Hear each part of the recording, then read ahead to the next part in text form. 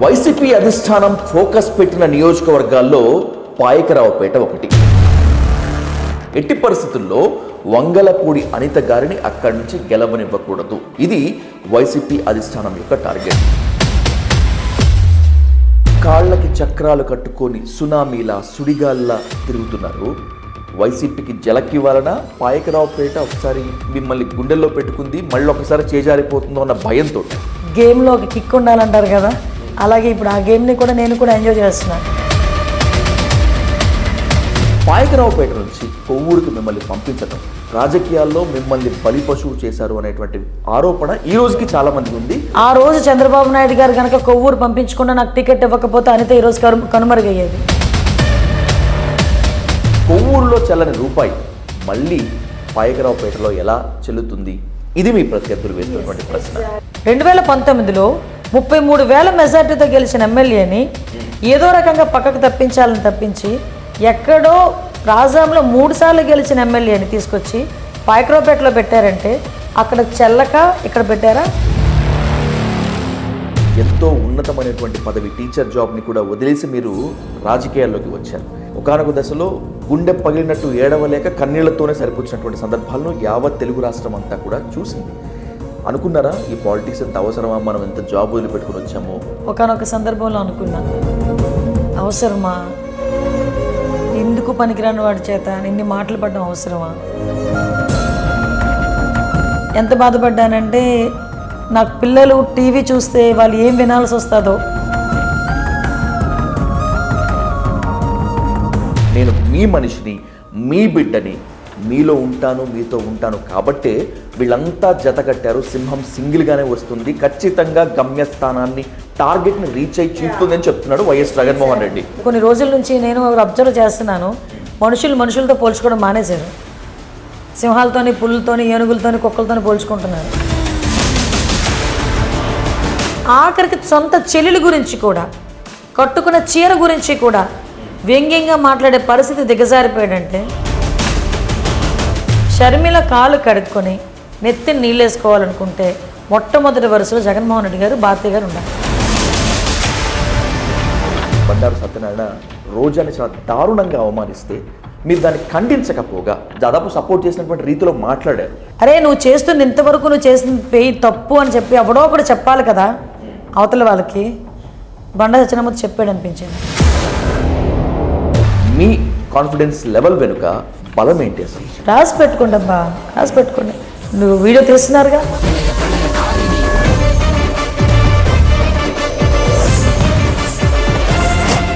YCP అధిష్టానం focus పెట్టిన నియోజకవర్గాల్లో పాయకరావుపేట ఒకటి. ఎలాగైనా సరే కూటమి ఖాతాలోకి పాయకరావుపేటను జారనివ్వకూడదు. ఎట్టి పరిస్థితుల్లో వంగలపూడి అనిత గారిని అక్కడి నుంచి గెలవనివ్వకూడదు. ఇది వైసీపీ అధిష్టానం యొక్క టార్గెట్. ఎవరు ఎన్ని ఎత్తులకు పై ఎత్తులు వేసినా పాయకరావుపేటను గెలిచి తీరతానని చెప్పి అంటున్నటువంటి కూటమి టీడీపీ అభ్యర్థి వంగలపూడి అనిత గారితో ఇప్పుడు హాట్ సీట్ విత్ విజయ్ సాధు. అనిత గారు నమస్తే. నమస్తే, welcome to dial news. Thank you. ఎగ్జాక్ట్గా ఇప్పుడు టైం అర్ధరాత్రి 12 గంటలు అవుతుంది. ఎస్, మీకోసం సాయంత్రం నుంచి ట్రై చేస్తున్నాం. You are busy with the campaigning and by the same way ఎక్కడికి వెళ్ళినా కూడా మీకు బ్రహ్మరథము, విపరీతమైనటువంటి నీరాజనాలు, టైం దాటినా కూడా మీరు మాతో ఉండాలనేటువంటి ఒత్తిడి. ఇంత ప్రెజర్స్ మధ్యలో డైల్ న్యూస్కి టైం ఇచ్చినందుకు ముందుగా ధన్యవాదాలు తెలుపుకుంటూ, ఇందాక చెప్పినట్లుగానే ఇంత కాళ్ళకి చక్రాలు కట్టుకొని సునామీలా సుడిగాల్లా తిరుగుతున్నారు. వైసీపీకి జలక్కివ్వాలనా, లేకపోతే పాయకరావుపేట ఒకసారి మిమ్మల్ని గుండెల్లో పెట్టుకుంది, మళ్ళీ ఒకసారి చేజారిపోతుందో అన్న భయంతో? డెఫినెట్గా నేను గెలాలని మాత్రమే. ఇక్కడ పాయకరావుపేటలో అనిత గెలాలి, టీడీపీ కూటమి గెలాలి. అది ఇప్పుడు అవసరం.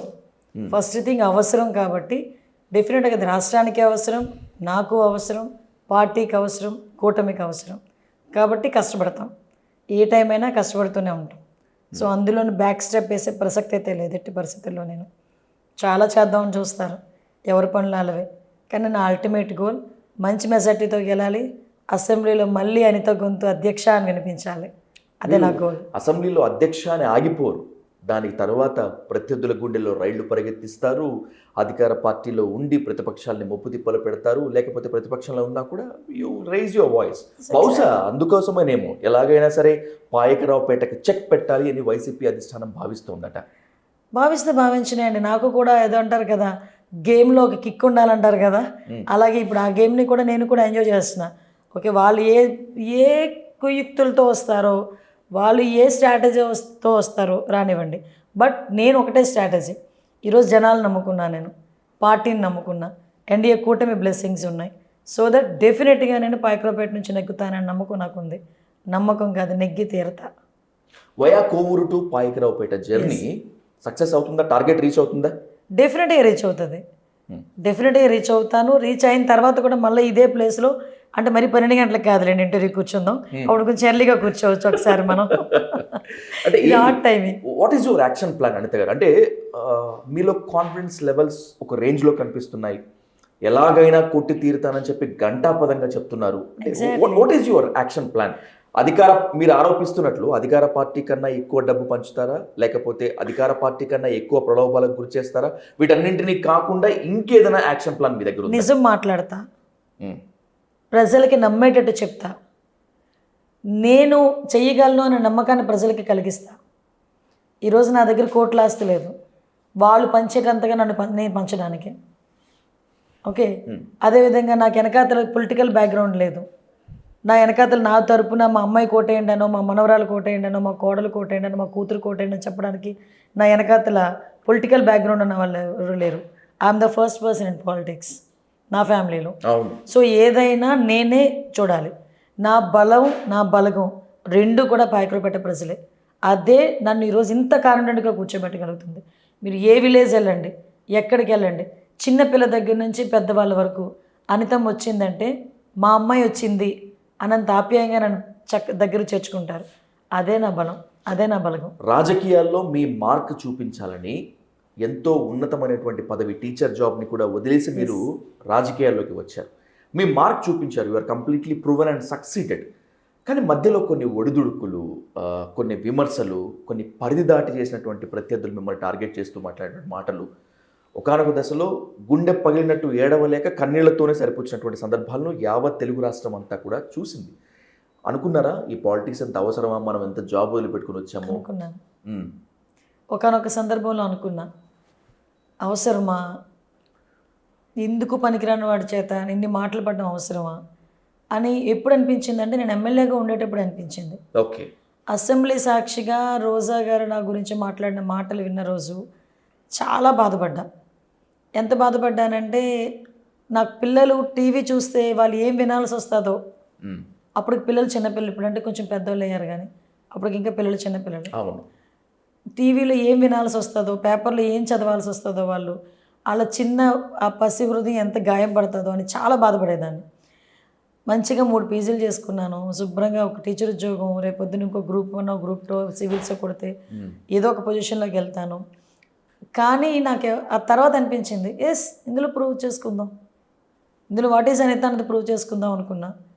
తర్వాత మీరు నమ్మరు, కొవ్వూరు నేను వెళ్ళిన తర్వాత అక్కడ నేను ఇబ్బంది పడి మళ్ళీ అక్కడ నేను గెలవలేకపోయిన తర్వాత జీరో అయిపోయినట్టు అనిపించింది నాకు. ఒక్క నిమిషం నా లైఫ్ అంతా జీరో అయిపోయినట్టు అనిపించింది. ఓకే, 23 సీట్లు టీడీపీ, చాలామంది అనిత పార్టీ మార్పు, బీజేపీలోకి వెళ్ళు, వైఎస్ఆర్సీపీలోకి వెళ్ళు, అలా ఇలాగ నా చాలామంది మాట్లాడారు.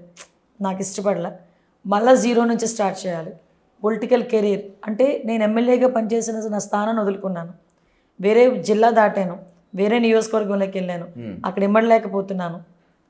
మళ్ళీ ఇక్కడికి రావాలంటే నాకు వే కనిపించట్లేదు. డెఫినెట్గా మళ్ళీ చంద్రబాబు నాయుడు గారు చెప్తేనే కానీ నేను ఇక్కడికి రాలేను. వచ్చిన తర్వాత కూడా నేను ఎలా గెయిన్ అవుతాను, ఎలా ముందుకెళ్ళాలి, ఇలాంటి అనేక రకమైన క్వశ్చన్స్. ఆ క్వశ్చన్స్ మధ్యలో మళ్ళీ ఫస్ట్ నుంచి స్టార్ట్ చేద్దాం నా పొలిటికల్ కెరీర్ అనుకున్నా. మళ్ళీ బిగినింగ్ నుంచి స్టార్ట్ చేశాను పొలిటికల్ కెరీర్ని. My god's grace, Chandrababu Naidu garu నన్ను నమ్మారు. చంద్రబాబు నాయుడు గారికి ఆ నమ్మకం ఎప్పుడూ ఉంటుంది నా మీద. దాన్ని నేను ప్రూవ్ చేసుకున్నాను పాలిటిక్స్లో. చంద్రబాబు నాయుడు గారు బికాజ్ నేను ఒక్కటే చెప్తానండి, నా వెనకాతల గాడ్ ఫాదర్స్ లేకపోతే ఎవరో అనితని ప్రమోట్ చేయాలి అనేది కాదు. నాకున్న ఏకైక గాడ్ ఫాదర్ చంద్రబాబు నాయుడు గారు. విమర్శలైనా, అటాకింగ్ అయినా మీరు ఏది ఆలోచించకుండా సినిమా ఫక్కీలో చెప్పాలనుకుంటే ఒకసారి నమ్మితే చాలా బ్లైండ్గా వెళ్ళిపోతారు మీరు. ఎగ్జాక్ట్లీ. సో అంత హానెస్టీగా ఉంటారు కదా. ఐ వాంట్ కీప్ యూ, మీ ముందు నేను కొన్ని క్వశ్చన్స్ చెప్తాను. ఇప్పటి వరకు వాటన్నింటినీ మీరు దాట వేసుకుంటూ వచ్చారు. ఆ క్వశ్చన్స్కి ఇప్పుడు ఆన్సర్ చెప్పాలని చెప్పి కోరుకుంటున్నాను. పాయకరావుపేట నుంచి కొవ్వూరుకి మిమ్మల్ని పంపించటం, రాజకీయాల్లో మిమ్మల్ని బలి పశువు చేశారు అనేటువంటి ఆరోపణ ఈ రోజుకి చాలా మందికి ఉంది. నో చంద్రబాబు నాయుడు గారు దీనికి ప్రధాన సూత్రధారి నో అనేటువంటి. వే. మీకు విషయం చెప్పనా, చంద్రబాబు నాయుడు గారు ఆ రోజు నాకు కొవ్వూరు పంపించారు కాబట్టి అనిత ఇంకా లైవ్లో ఇలా కూర్చొని మీతో మాట్లాడగలుగుతుంది. ఎట్లా ఎలా ఎలా జస్టిఫై ఆ రోజు చంద్రబాబు నాయుడు గారు కనుక కొవ్వూరు పంపించకుండా నాకు టికెట్ ఇవ్వకపోతే అనిత ఈరోజు కనుమరుగయ్యేది. చంద్రబాబు నాయుడు గారు ఏకైక లక్ష్యం నన్ను అసెంబ్లీలో ఉంచాలి అనే ఏకైక కారణం. అనిత నువ్వు అసెంబ్లీలో ఉండాలి, పాయకరావుపేటలో అయితే నేను ఇబ్బంది పెడతారేమో, నువ్వు కొవ్వూరు వెళ్తే అక్కడ డెఫినెట్గా గెలుస్తావు, నన్ను నమ్ము, నన్ను వెళ్ళు అని చెప్పిన తర్వాత బీఫామ్ తీసుకొని ఆయన మాట నమ్మకం మీద వెళ్ళాను కాబట్టే ఇంకా అనిత ఈరోజు పాలిటిక్స్లో లైవ్లో ఉంది. ఆ రోజే కనుక చంద్రబాబు నాయుడు గారు నిజంగా నన్ను బలిపసం చేయాలనుకుంటే ఆ రోజు టికెట్ ఇవ్వకపోతే ఇప్పుడు ఎవడని అడగగలడు? ఒకసారి ఆలోచించండి. అనిత ఈసారి నువ్వు ఇబ్బంది పడతావు, పక్కనుండమ్మా వేరే వాళ్ళు టికెట్ ఇస్తాను అని అంటే నేనేమైనా చేయగలనా? నేనేమి చేయలేను కదా. ఎగ్జాక్ట్లీ. సో ఆ రోజు చంద్రబాబు నాయుడు గారు నా మీద నమ్మకం ఉంచారు. చంద్రబాబు నాయుడు గారికి నన్ను కావాలి అనుకున్నారు, నాకు మంచి చేయాలి ఉద్దేశంతో కొవ్వూరు పంపించారు. ఆ రోజు నన్ను వేవండి మహామహులే ఓడిపోయారు. నేనెంత ఓకే ఒప్పుకుంటాను, అంతే కదా. మీ మీ నమ్మకాన్ని నేను కూడా ఒప్పుకుంటాను. మీ నమ్మకాన్ని 80% మార్చుకోమని చెప్పి పొరపాటున అనట్లేదు. అధినేత మీద మీకున్నటువంటి నమ్మకాన్ని, మీ ఫ్యూచర్ బాగుండాలని చెప్పి అధినేత చేసినటువంటి సూచనని తూచా తప్పకుండా పాటించారు, నో డౌట్ ఎట్ ఆల్.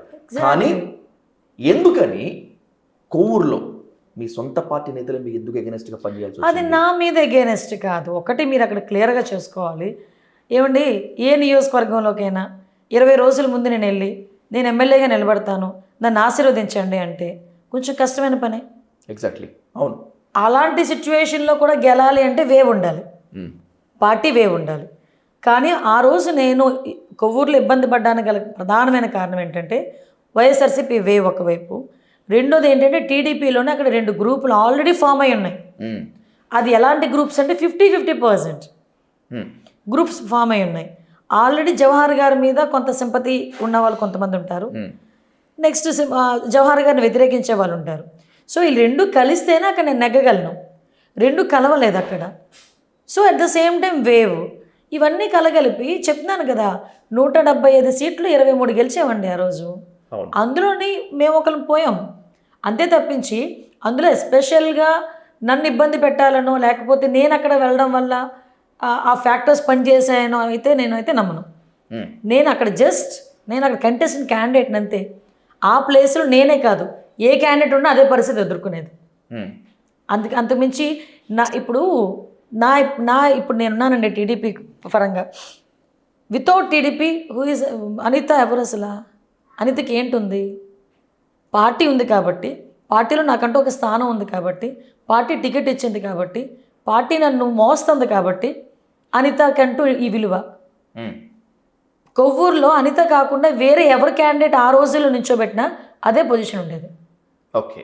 అంతకుమించి అనిత వల్ల ఏదో జరిగింది, అనితకి ఏదో జరిగింది అన్నది అయితే నథింగ్. పాయకరావుపేటలో చలామణి అవ్వదేమో చెల్లదేమో అని చెప్పి కొవ్వూరుని ₹1 పంపిస్తే అక్కడ చెల్లలేదు. కొవ్వూరులో చెల్లని రూపాయి మళ్ళీ పాయకరావుపేటలో ఎలా చెల్లుతుంది? ఇది మీ ప్రత్యర్థులు. ఎగ్జాక్ట్లీ. ఓకే, నా ప్రత్యర్థులు అడిగిన దానికైనా మీరు అడిగిన దానికైనా నేను సమాధానం చెప్పాల్సిన అవసరం ఉంది. పాయకరావుపేటలో అనిత చెల్లక కొవ్వూరు పంపించలే. పాయకరావుపేటలో కొంతమంది అనిత అయితే ఇబ్బంది పడతాము అని చెప్పి ఒక 10% ఫ్యాక్టర్. నేను దేవుడిని కాదు, దేవుడు కూడా 100% అందరికీ న్యాయం చేయలేడు. అటువంటిది నేను దేవుడిని కాదు, నేను ఒక సాధారణ మనిషిని. ఫస్ట్ టైం ఎమ్మెల్యే చేశాను ఒక సాధారణ టీచర్ ఉద్యోగం నుంచి. అటువంటి వ్యక్తిని కొన్ని చోట్ల ఎవరికైనా ఇబ్బందులు కలిగి ఉండొచ్చు, కొంతమంది ఇబ్బందులు పడి ఉండొచ్చు, వాళ్ళు నో అనొచ్చు. ఓకే, అక్కడి నుంచి నేను ఇబ్బంది పడతానేమో అని ఒకే ఒక ఉద్దేశంతో చంద్రబాబు నాయుడు గారు అక్కడ నుంచి తీసుకెళ్ళి కొవ్వూరు పంపించారు. కొవ్వూరులో నా జర్నీ ఎంత? హార్డ్లీ 16 days ఎలక్షన్, తర్వాత 1 month, హార్డ్లీ 2 months నా పీరియడ్. ఆ 2 monthsలోనూ అనిత అక్కడ చెల్లుతుందో చెల్లదు అక్కడ ఎవడో తెలుసు. కానీ ఒకటి ఇక్కడ మీరు అబ్జర్వ్ చేయాల్సింది, కొవ్వూరులోనే నన్ను ఉంచలే చంద్రబాబు నాయుడు గారు. చంద్రబాబు నాయుడు గారు లాంటి వ్యక్తే అనిత అక్కడ పొరపాటు జరిగింది, నిన్ను పాయకరావుపేటలోనే ఉంచాలి, నువ్వు పాయకరావుపేటలో తిరిగి పని చేసుకో అన్నారు. That is Anitha. ఎక్కడైతే నేను కాదు నన్ను వద్దు అనుకున్నారో మళ్ళీ అదే స్థానానికి నేను వచ్చి నుంచొని ఎవరైతే వద్దు అని అన్నారో అదే మనుషుల చేత నా చెల్లెమ్మను గెలిపించండి అని చెప్పి ఈరోజు ప్రతి ఒక్కరు నా గురించి క్యాన్వాసింగ్ చేస్తున్నారు. అది చాలదా నాకు? అది నేను చెల్లకు వెళ్ళానో లేకపోతే చెల్లుబడి అయ్యి వచ్చానో మీరు అర్థం చేసుకోవాలి. అది సో అధికార పార్టీ ఎన్ని ఎత్తులు వేసినా లేకపోతే సొంత పార్టీలోనో మిగతా పార్టీలతో కాస్త పొసగకపోయినప్పటికీ కూడా పాయకరావుపేటని ఖచ్చితంగా గెలుచుకొని వచ్చి తీరతానని చెప్తున్నటువంటి మీ కాన్ఫిడెన్స్ లెవెల్ వెనుక బలం ఏంటి అసలు? నేను ఆల్రెడీ చెప్పాను, నా పాయకరావుపేట ప్రజలు, నా వెనకాతల ఉన్న క్యాడర్, ఇక్కడ తెలుగుదేశం పార్టీ ఎంత స్ట్రాంగ్గా ఉంటుంది, at the same time Janasena, ఈరోజు బీజేపీ, ఈ మూడు కలిసిని ఆటోమేటిక్గా నాకు గెలుపు సునాయాసంగా అవుతుంది. రాసి పెట్టుకోండి అబ్బా, రాసి పెట్టుకోండి. నువ్వు వీడియో తీస్తున్నారుగా, తప్పకుండా. మిమ్మల్ని పాయకరావుపేటకే పరిమితం చేయలేను అనిత గారు, ఎందుకంటే మీరు స్టేట్ వైడ్గా మాట్లాడతారు, అన్ని ఇష్యూస్ మీద కూడా అడ్రస్ చేస్తారు కాబట్టి పాయకరావుపేట నుంచి కాస్త పక్కకు వచ్చి మనం స్టేట్ పాలిటిక్స్ మీద కాన్సంట్రేషన్ చేద్దాం. సో పాయకరావుపేటలో ఓకే గెలుస్తాం, కూటమి ఖచ్చితంగా ప్రభుత్వం ఏర్పాటు చేసి తీరుతుంది అని చెప్పి మీరు ఘంటాపదంగా చెప్తున్నారు. పవన్ కళ్యాణ్ గారు చెప్పినా, చంద్రబాబు నాయుడు చెప్పినా, లేకపోతే మీరు చెప్పినా, ఇంకెవరు చెప్పినా కూడా. కానీ ఈ కూటమి ఏర్పాటు మొత్తం అంతా కూడా పై ప్రచార పటాటోపన్ లాగే ఉంది. గ్రౌండ్ లెవెల్లో అన్ని పార్టీలు సహకరించట్లేదు అనేటువంటి ఆరోపణ ఉంది. మీరు విగరస్గా కాళ్ళకి చక్రాలు కట్టుకొని తిరుగుతున్నారు. అలాంటి ప్రాబ్లమ్స్ ఏమైనా ఫేస్ చేస్తున్నారా? నో. ఇప్పుడు ఒక చిన్న కుటుంబంలో ఉన్న నలుగురే 4 రకాల మనస్తత్వాలతో ఉంటాయి. అటువంటిది ఇది పొలిటికల్ పార్టీస్, 3 పొలిటికల్ పార్టీస్ ఉండేటప్పుడు ఆటోమేటిక్గా కొంతమంది కొన్ని రకాలైన వ్యక్తిత్వాలతో ఉంటారు, కొంతమంది కొన్ని సీనియారిటీ ఉంటుంది, కొంతమందికి ఉడుకు రక్తం ఉంటుంది, కొంతమందికి ఆలోచన శక్తితో ఉంటారు. సో ఇటువంటి మొత్తం అంతా కలిపి ఒక దగ్గర రావాలి అనుకునేటప్పుడు ఆటోమేటిక్గా ఒక చిన్న గ్యాప్స్ అయితే నడుస్తాయి తప్పించి, అది ఇంట్లో కుటుంబంలో ఉండే చిన్న తగాదాలు లాంటివే తప్పించి, అది పెద్ద గొడ్డలతో నరికేసుకునే వాళ్ళు కోతులతో పొడి చేసుకునే గొడవలు అయితే కాదు. ఇలాంటివన్నీ కూడా కూర్చొని మాట్లాడుకుంటే ఇమీడియట్గా క్లియర్ అవుతాయి. ఎందుకంటే ఈరోజు ఒక గ్రామం ఉందనుకోండి, గ్రామంలో జనసేన పార్టీ వాడు ఒక జెండా పట్టుకుంటారు, బీజేపీ వాళ్ళు జెండా పట్టుకుంటారు, టీడీపీ వాళ్ళు జెండా పట్టుకుంటారు. కానీ ఈ 3 జెండాలు కలిసి ఒక దగ్గర పట్టుకోవాలనుకునేటప్పుడు కొంత గ్యాప్ నడుస్తుంది. అది ఆటోమేటిక్గా నిజంగా బ్యూటీనెస్ ఏంటంటే పెద్ద లీడర్లు కూడా ఈరోజు రాష్ట్ర భవిష్యత్తు గురించి కూటమి గెలవాలి అని వాళ్ళ ఈగోస్ని కూడా పక్కన పెట్టి కూటమికి సపోర్టింగ్గా నిలబడి కంపల్సరీ ఎవరైతే అధిష్టానం ఇచ్చిన క్యాండిడేట్ని గెలిపించుకోవాలి అని వాళ్ళు ముందుకు రావడం చూస్తూ ఉంటే హ్యాట్స్ ఆఫ్ చెప్పచ్చు. అదే ఈరోజు మమ్మల్ని ఇంత కాన్ఫిడెంట్గా మాట్లాడేలా చేస్తారు. కానీ వీళ్ళెవ్వరికి నన్ను ఎదుర్కొనేటువంటి దమ్ము లేదు. నేను మీ మనిషిని, మీ బిడ్డని, మీలో ఉంటాను, మీతో ఉంటాను కాబట్టే వీళ్ళంతా జత కట్టారు. సింహం సింగిల్గానే వస్తుంది, ఖచ్చితంగా గమ్యస్థానాన్ని టార్గెట్ని రీచ్ అయ్యి చెప్తున్నాడు వైఎస్ జగన్మోహన్ రెడ్డి. మీకు 2 3 క్వశ్చన్స్ నేను వేస్తాను, ప్లీజ్. ఇప్పుడు ఓకే, సింహం సింగిల్గా వచ్చిందా, ఎలా వచ్చిందో పక్కన పెట్టండి. అంటే కొన్ని రోజుల నుంచి నేను అబ్జర్వ్ చేస్తున్నాను, మనుషులతో పోల్చుకోవడం మానేశారు. సింహాలతోని, పులులతోని, ఏనుగులతోని, కుక్కలతోని పోల్చుకుంటున్నారు. అదో దౌర్భాగ్యం, అది పక్కన పెట్టండి. నేనేమంటానంటే 2 3 క్వశ్చన్స్. సింహం సింగిల్గా వచ్చింది, నేను ఎట్టి పరిస్థితుల్లోనైనా ఇలా ఉంటాను అనుకుని చెప్పిన పెద్ద మనిషి ఎందుకు 90 మంది సీట్లు మార్చాడు? ఇందాక మీరు క్వశ్చన్ అడుగుతున్నప్పుడు నేను ఆన్సర్ మర్చిపోయాను. ఇప్పుడు నా ప్రత్యర్థుల క్వశ్చన్ అన్నారు కదా, ఇప్పుడు పాయకరావుపేటలో పాయకరావుపేట నుంచి కొవ్వూరు పంపించారు, అక్కడ చెల్లకి ఎక్కడికి వచ్చారు, ఏదో మాట్లాడారు కదా. మరి ఫర్ ఎగ్జాంపుల్ పాయకరావుపేట కాన్స్టిట్యున్సీలో 2019లో 33,000 మెజార్టీతో గెలిచిన ఎమ్మెల్యేని ఏదో రకంగా పక్కకు తప్పించి ఎక్కడో రాజాంలో 3 సార్లు గెలిచిన ఎమ్మెల్యేని తీసుకొచ్చి పాయకరావుపేటలో పెట్టారంటే అక్కడ చెల్లక ఇక్కడ పెట్టారా? బరాబర్ వాళ్ళు చేసింది అంతే కదా, వాస్తవమే కదా. సో నిజంగా అతను ఇచ్చిన సంక్షేమ కార్యక్రమాల వల్ల అతను చేసిన మేనిఫెస్టోకి 98% అతను చెప్పినట్టుగా చేసేసి ఉంటే ఎందుకు ఇంతమంది ఎమ్మెల్యేస్ని మార్చాల్సి వస్తుంది? ఎందుకు సిట్టింగ్ మంత్రులు మార్చాల్సి వస్తుంది? ఒకటి, ఈ రోజుకి కూడా ఎందుకు గులకరాయి డ్రామాలు, ఆ డ్రామాలు, ఈ డ్రామాలు ఆడాల్సి వస్తుంది? 2, ఇప్పటికీ కూడా అంటే దాన్ని ఎలా అంటే ఇంకా ఏదో సింపతి పండించడానికి, పండించడానికి మైకులు పట్టుకొని నా బీసీలు, నా ఎస్సీలు, నా బీసీలు, నా అక్క చెల్లెములు ఇలాంటి సింపతి పండించడానికి ఎందుకు మాట్లాడుకోవాల్సి వస్తుంది? అన్నిటినీ పక్కన పెట్టండి. అరే నీకు దమ్ముంటే పెద్ద రాజకీయ నాయకుడు అయితే రాజకీయంగా ఎదుర్కో. పవన్ కళ్యాణ్ గారు 3 పెళ్ళిళ్ళు చేసుకున్నారు, భువనేశ్వర్ గారు ఎలాగా, చంద్రబాబు నాయుడు గారు ఇలాగా, లోకేష్ గారు అలాగా అని చెప్పి ఫ్యామిలీని బయటకు తీసుకొచ్చి ఫ్యామిలీ మీద ఎలిగేషన్ చేసి అంటే టార్గెటెడ్గా వాళ్ళ తాలూకా క్యారెక్టర్ అసోసియేషన్స్ చేయాల్సిన అవసరం ఏమొచ్చింది? 5 సంవత్సరాలు మాలాంటి వాళ్ళని ఆడుకున్నారు. మాలాంటి వాళ్ళని ఆడుకునేటప్పుడు అయ్యో ఇదేందిరా కర్మ అనుకున్నాం. అలాంటిది మన చంద్రబాబు నాయుడు పవన్ కళ్యాణ్ గారు ఫ్యామిలీ లైఫ్ గురించి మాట్లాడతారు. తర్వాత ఆఖరికి సొంత చెల్లెలి గురించి కూడా, కట్టుకున్న చీర గురించి కూడా వ్యంగ్యంగా మాట్లాడే పరిస్థితి దిగజారిపోయాడంటే దేనికి సింహం సింగిల్? తగలట్టుకోవడానికి కాకపోతే దేనికి సింహం సింగిల్? ఆయన సింహం సింగిల్ అనుకుంటున్నాడు. మేము పిచ్చోడిని కొట్టాలంటే 2-3 కావాలి. ఒక పిచ్చోడిని ఊరి మీద వెళ్తున్న పిచ్చోడు వస్తున్నాడు అనుకున్నాడు, ఒక్కడే వస్తున్నాడు కదా, ఇటు నుంచి ఒకడు వెళ్ళండి ఏ రాయించుకొని కొడతాడు, చేతులు ఏమి ఇచ్చినది కొడతాడు. మొన్న బెజవాడ సిగ్నల్లో జరిగినటువంటి దాడి కూడా అలాంటిదేనా? ఆఫ్ కోర్స్ అతను ఎవడు నమ్మడండి. ఇప్పుడు ఆ నాన్న పులి కథలా ఉంటుంది అతనితో. ఇదైపో నేను మాట్లాడదా, ఆ పిచ్చోడు వచ్చేటప్పుడు ఆటోమేటిక్గా 2-3 కలిసి ఒక కర్రలో రాయిలో ఏదో తీసుకుని వెళ్ళి అతన్ని బంధించడానికి తీసుకొచ్చి పిచ్చాసుపత్రులు పడేయాలి. అర్థమైందా? మేము అలా అనుకుంటున్నాం. ఇంకోటి ఇప్పుడు గులకరాయి గురించి ఏదో మొన్న ఏదో జరిగిన సంఘటన గురించి అన్నారు. ఏంటి నాన్న పులి కథ తెలుసా? చిన్నప్పుడు మనం మాట్లాడుకున్నాం. నాన్న పులి అని 2 సార్లు మాట్లాడితే నిజంగా పులి వచ్చిన రోజు నాన్న రావడం మానేస్తాడు. మనోడి పరిస్థితి అలాగే అయింది.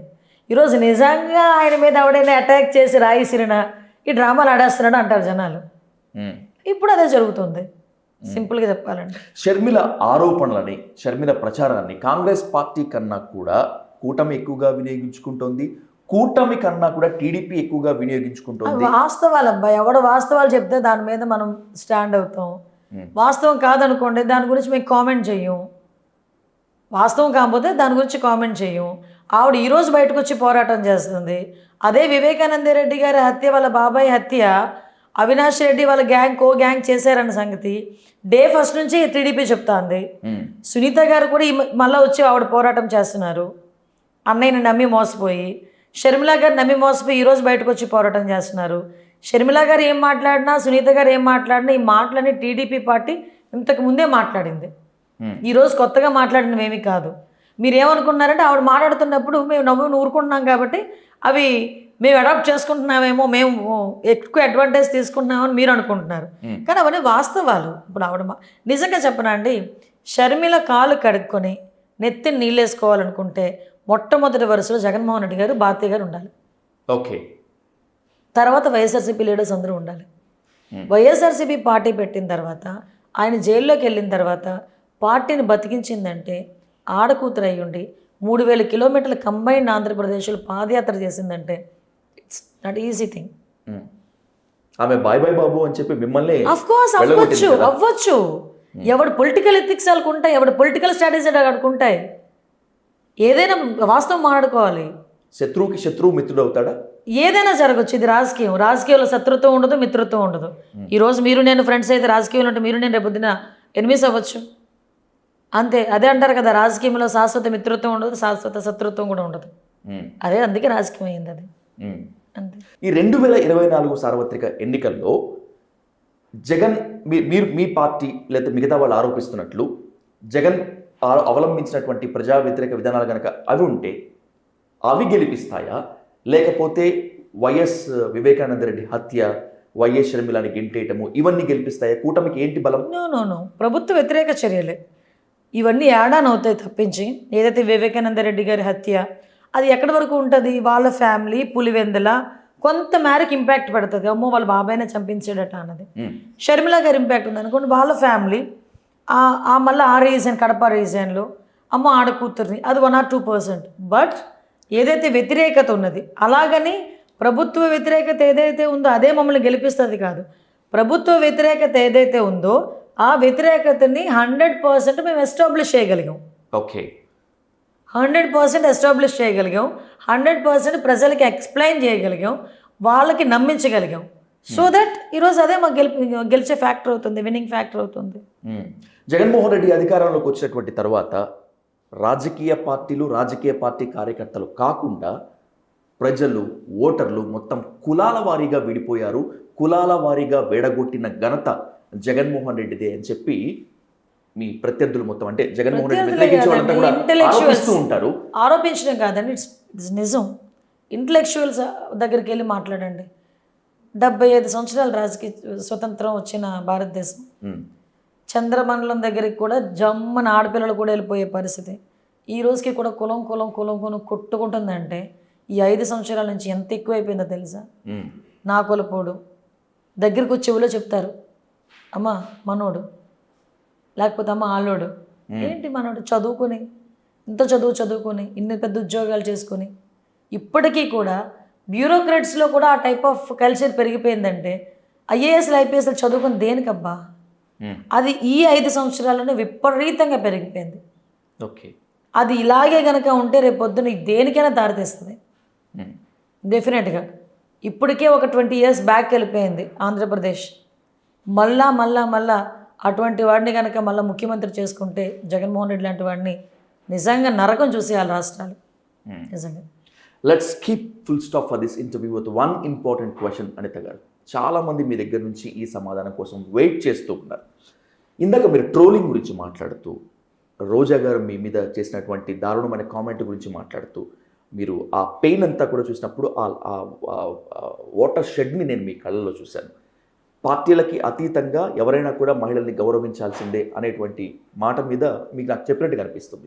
ఒకవేళ కనుక అదే నిజమైతే రాజకీయాలను దాటి, పరిధి దాటి మీ పార్టీకి చెందినటువంటి కీలక నేత బండారు సత్యనారాయణ రోజాని చాలా దారుణంగా అవమానిస్తే మీరు దాన్ని ఖండించకపోగా మీ పార్టీలో ఉన్నటువంటి మహిళలు మొత్తం అంతా కూడా, ముఖ్యంగా మీరు కూడా ఒక దాదాపు సపోర్ట్ చేసినటువంటి రీతిలో మాట్లాడారు. అంటే ఒక సాటి మహిళగా ఎగ్జాక్ట్లీ మీరు అన్నది ఒకటి చెప్తున్నా. నేను ఆ రోజైతే కామెంట్ చేయలేదు, బీ ఓపెన్. నేను ఆ రోజైతే ఆవిడ విషయం గురించి ఏదర్ పాజిటివ్ ఆర్ నెగిటివ్ రెండు మాట్లాడలే. నేను కామ్ అయిపోయా. ఒకటేంటంటే ఒక మహిళా ఫ్యాక్టర్ ఆలోచించి మాట్లాడకుండా ఉండాల్సింది అని అనిపించింది. ఓకే, కానీ పొలిటికల్గా ఆలోచించేసరికి ఎక్కడో ఒకడు చెప్పాలి కదా, అరే నువ్వు చేస్తుంది ఇంతవరకు నువ్వు చేసింది పెయి తప్పు అని చెప్పి ఎవడో ఒకడు చెప్పాలి కదా అవతల వాళ్ళకి. బండా సత్యనారాయణ చెప్పాడు అనిపించింది. వినండి, ఆయన ప్రెస్ మీట్లో మాట్లాడాడు, ఆవిడ నా గురించి అసెంబ్లీలో మాట్లాడింది. అసలు ఆమె మీ గురించి మాట్లాడిన మాటలు కూడా సభ్య సమాజం ఖచ్చితంగా ఖండించాలనుకునేటప్పుడు ఆవిడ, ఇప్పుడు మనం ఏదంటారు కదా, మన ఇంటికి ఆ ఇంటి వెళ్ళింది ఎంత దూరం, ఆ ఇంటి నుంచి మన ఇంటికి అంతే దూరం.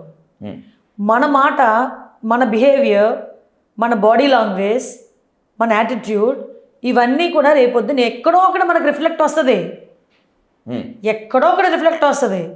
అది బండా సత్యనారాయణమూర్తి గారి ద్వారా అది ఆవిడకి రిఫ్లెక్ట్ అయింది. ఆ రోజు బాధ అనిపించిందా? ఆ రోజు కేసు పెట్టాలనిపించిందా? మరి ఇదే వైఎస్ఆర్సీపీ నాయకులు భువనేశ్వర్ గారి గురించి నిండు సభలో మాట్లాడినప్పుడు అదే సభలో ఉన్న రోజా ఎందుకు దాని గురించి ఖండించలేదు? ఆ రోజు పెయిన్ అనిపించలేదా? ఖచ్చితంగా తను కూడా ఖండించు. తర్వాత షర్మిల గారి గురించి, అమరావతి రైతుల మహిళా రైతుల గురించి బూటకాలతో తనిన రోజు, వాళ్ళు కట్టుకున్న చీర కాస్ట్ల గురించి మాట్లాడిన రోజు, వాళ్ళు వేసుకున్న డ్రెస్సుల గురించి కామెంట్ పెట్టిన రోజు, ఆ రోజు ఎందుకు మాట్లాడలేకపోయింది రోజా? ఆ రోజు ఏడుపు రాలేదా? నాలాంటి దాన్ని అసెంబ్లీ సాక్షిగా నోరేసుకుని పడిపోయినప్పుడు నేను ఏడిస్తే నావి యాక్షన్ ఏడుపులు అని చెప్పి మాట్లాడిన రోజు బాధ అనిపించలేదా? ఇదంతా కక్ష కాదండి, ఇదంతా రివెంజ్ కాదు. కేవలం ఎక్కడో ఒక పాయింట్లో ఆవిడకి ఒక ఆడపిల్ల ఉంది, రోజా గారికి కూడా ఒక ఆడపిల్ల ఉంది. ఆడపిల్ల కూడా ఇటువంటి సిచ్యువేషన్స్ ఎదుర్కోకూడదు. టార్గెట్ చేస్తూ కూడా చాలా సోషల్ మీడియాలో చేశారు, ట్రోలింగ్ చేశారు. ఉంటాయండి, నేను చెప్తున్నానా, మన మాట, మన తీరు. ఈరోజు నేనున్నాను, నా మీద నోటుకు వచ్చినట్టు మాట్లాడిన వాళ్ళందరికీ నమస్కారం పెడతాను. నేను నా పని నేను చేసుకెళ్ళిపోతా. ఆడు మాట్లాడాను ఆగను, మాట్లాడారు కదా అని నేను సమాధానం చెప్పను. ఏనుగు వెళ్తా ఉంటే కుక్కలు బోళ్ళు మురుగుతూ ఉంటాయి. ప్రతి కుక్కకి దగ్గర ఏనుగు ఆగి ఎందుకు మురిగేమని అడిగితే ఏనుగు ముందుకు వెళ్తుందా? వెళ్ళలేదుగా. అదే పాలసీ నాది కూడా. చివరి ఒక ప్రశ్నతో ముగించేద్దాం అంటే, ఇప్పటికే చాలా టైం అయిపోయింది, మీరు చాలా టైర్డ్ అయి ఉన్నారు. టీడీపీలో యాక్టివ్గా పనిచేసేటువంటి మహిళా నేతలని లేదా మహిళల్ని వైసీపీ నేతలు వైసీపీ సోషల్ మీడియా టార్గెట్ చేస్తూ మార్ఫింగ్ వీడియోలతో మార్ఫింగ్ ఫోటోలతో టార్గెట్ చేస్తున్నారని చెప్పి మీరు చెప్పు చూపించి కూడా వార్నింగ్ ఇచ్చారు. ఒకవేళ రాబోయేటువంటి రోజుల్లో కూటమి గనక అధికారంలోకి వస్తే, by the cutting to the straight point, TDP గనక అధికారంలోకి వస్తే సోషల్ మీడియాని వేదికగా చేసుకొని మహిళల్ని టార్గెట్ చేసేటువంటి వాళ్ళని యాక్షన్ తీసుకోవడంలో అదే చెప్పు తీసి మళ్ళీ చూపిస్తా. ఎవడైనా ఒకటే మహిళల జోలికి వస్తే. మీకు ఇంకో విషయం చెప్పనా, చంద్రబాబు నాయుడు గారు అలాంటివి ఎంకరేజ్ చేయరు. చంద్రబాబు నాయుడు గారికి ఒక నీతి నిజాయితీ, ఒక ఆయన సపరేట్ అండి. ఆయన వేరు. చంద్రబాబు నాయుడు గారు అనే వ్యక్తి ఆయన వేరు. నా నోటి నుంచి ఒక మాట ఏదైనా టక్మని దొరికితే, అమ్మ అనిత వద్దు, కొన్ని కోట్ల మంది చూస్తారు మనల్ని. అసెంబ్లీలోనే ఏదైనా మాకు క్రోష్ వచ్చి ఒక మాట వేసినా లోపలికి వచ్చి తిట్టేవాడు ఆయన. యాషాలు వేస్తున్నారా మీరందరూ, పబ్లిక్కి రెస్పాన్సిబిలిటీ మనం ఇవ్వాలి. సో అటువంటిది జరగదు. ఫస్ట్ థింగ్, నిజంగా ఇన్ కేస్ ఎవడైనా అలా చేస్తే కనుక ఏ రోజైతే అనిత అలా చెప్పు చూపించిందో మళ్ళీ అదే చెప్పు తీస్తుంది అనిత, డెఫినెట్గా తీస్తుంది. అంతవరకు రాదు. రైట్. వాళ్ళేదో గడ్డి తిన్నారు, మేమెందుకు తింటాం? రైట్. రాజకీయాల్లో మహిళలు ఉండాలి, ఎందుకంటే అప్పుడే విలువలు ఉంటాయి. విద్యావంతులతో పాటు మహిళలు కూడా ఉంటేనే నీతివంతమైనటువంటి రాజకీయాలు ఉంటాయని చెప్పి ఇప్పటి వరకు చాలామంది చరిత్రకారులు, మేధావులు చెప్పారు. ఒకవేళ రేపు గనక మీ పార్టీ అధికారంలోకి వస్తే మహిళలను టార్గెట్ చేస్తూ రెచ్చిపోయేటువంటి సోషల్ సైకోలకు మీరైనా అడ్డుకట్ట వేయాలని, ఒకవేళ గనక అలా అడ్డుకట్ట లేకపోతే మళ్ళీ మిమ్మల్ని ఇలాగే నిలదీస్తామని కోరుకుంటూ ఇంత హెక్టిక్ షెడ్యూల్లో మాకు టైం ఇచ్చినందుకు thank you so much Anitha garu. Thank you so much.